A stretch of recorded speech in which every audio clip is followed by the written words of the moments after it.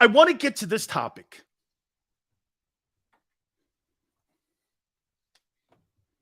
How will the Eagles utilize DeAndre Swift? What option will he be in this new offense for the Eagles? What would we say the number one option is on this team for Jalen Hurts? What's the number one option? Run the ball? Goddard? AJ? Devontae? First down. So that's running the ball then. That's running the ball. Interesting. Okay.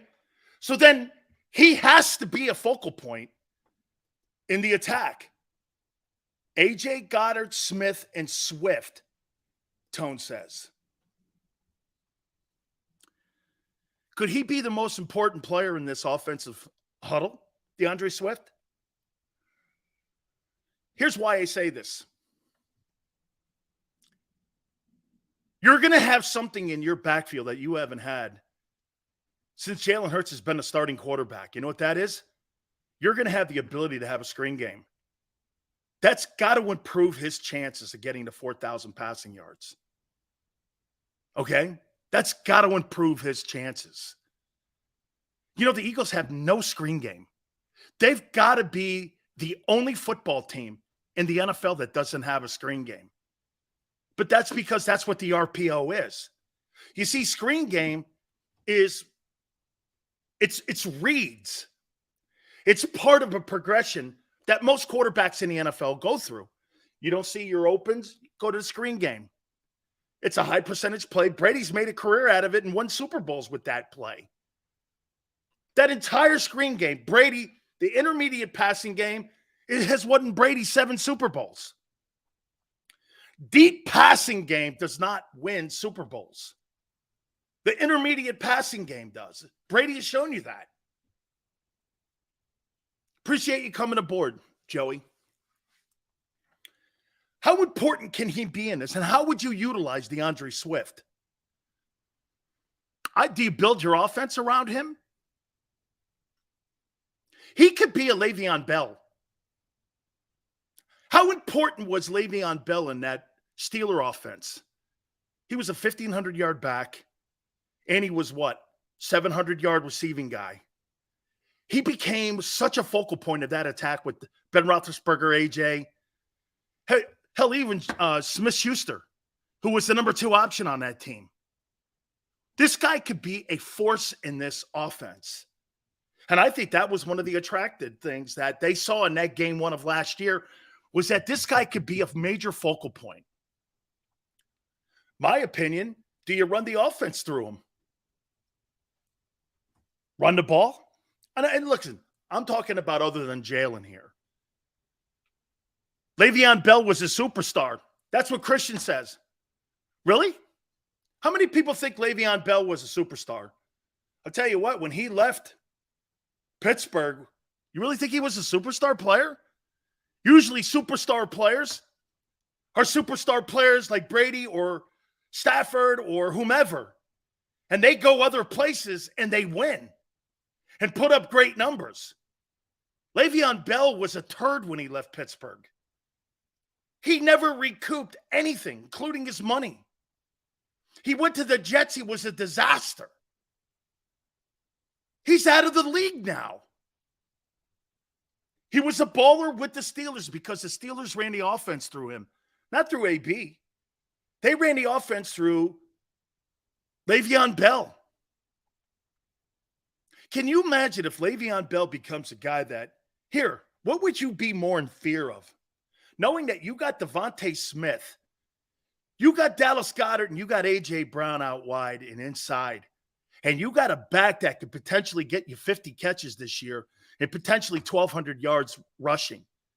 What's more of a weapon in your offense? This is why everyone wanted Bijan Robinson.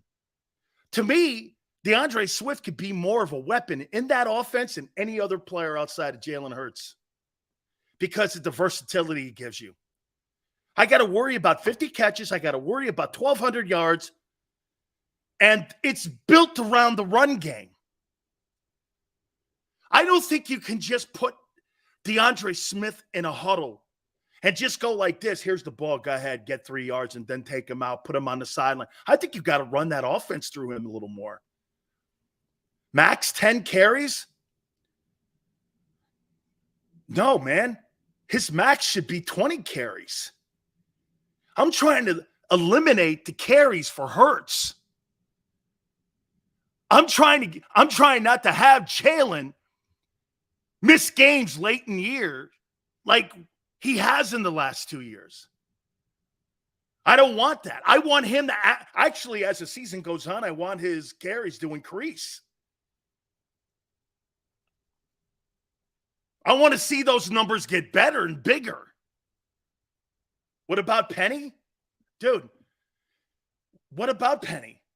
I got to hope that he plays 12 games this year. I got to worry about his health. Every single running back that the Philadelphia Eagles have right now have issues everywhere.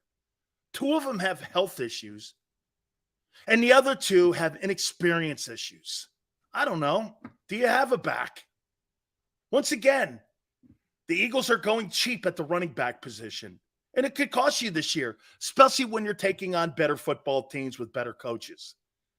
See, last year you can get away with that shit. You're not going to get away with that this year. You're not getting away with that. You're going to get away with it in the NFC because the NFC is not very good. There's a handful of teams you have to concern yourself with. And I would say the handful of teams in the NFC, Niners, Cowboys, Seattle, Eagles, then the rest. Minnesota doesn't frighten me until they could show me they can win games. Games that matter. You know, just because you win 12 games a year doesn't mean you're a good football team. It just doesn't. Because every time I ask you to get into a situation where you have to try to win a ball game, you can't. The Minnesota Vikings are clearly this Philadelphia 76ers of the NFL. Okay? They can't win big games. Have a great regular season. Win 50-some-odd games, you get into a limelight game or you put them in a spotlight game, they melt. Every single time, they melt. Peanut goes Swift is risky to me. Penny at the end of 2021 was averaging 135 yards. Peanut, once again, though, that man has averaged 2 starts in the last 5 years. You cannot count on Rashad Penny. Don't build your team around something that is not reliable. Why would you build your football team around a player who's not reliable? You wouldn't. No matter what talent, no matter what talent he has. Could Rashad Penny be more of a gifted player than DeAndre Swift? I don't think so, but let's just say for conversation's sake, say you think he is. The reality is you can't rely on him. This is why, again, you could have got a player like Le'Veon Bell making rookie money, put him in the backfield. Look, the Jalen Carter move is okay. I'm good with it. But what do you think is more risk? Jalen Carter or Bijan Robinson being a star in the NFL? What's more of a risk? Penny might not see the field and has to make the roster too. You're going to see Penny in preseason a lot. Probably so. And I would make this comment to you too, Weapon. One thing about preseason, I think the NFL should shit can the entire preseason. They're a waste of time. And on top of that, they just absolutely are ridiculous for the fans. You pay top dollar price for a shitty product. You don't get the full product. You basically are paying full price at TJ Maxx or Marshall's for something you know is discounted. It's a discounted football game. And fans have to pay full price for those tickets. And I think they hijack, and I'm talking the NFL. They hijack their fans. Even the organizations, the Eagles think it's a joke. The Eagles don't think much of preseason. Why should you? Why should you go there? Because you know why? You're great fans. But I think they should shit can exhibition football. Just have those controlled scrimmages. Put them on the NFL Network. Put them on Fox. or ESPN, like they do the spring games, and go about it. Hell, if college football doesn't need exhibition football, why does the NFL? It's a gimmick.